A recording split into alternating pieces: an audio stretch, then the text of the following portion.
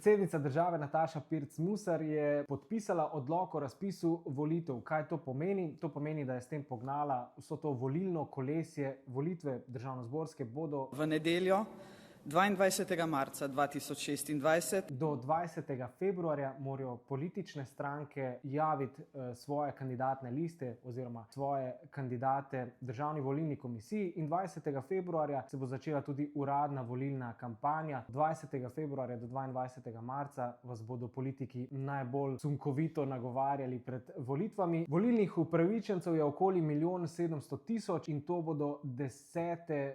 državnozborske volitve v samostojni Sloveniji. Na zadnjih državnozborskih volitvah je bila volilna udeležba okoli 71%. Nekateri pravijo, da bo tokrat manjša, vsekakor pa je za demokracijo bolje, če bo ta številka čim višja. Demokracija namreč živi le takrat, ko jo živimo vsi.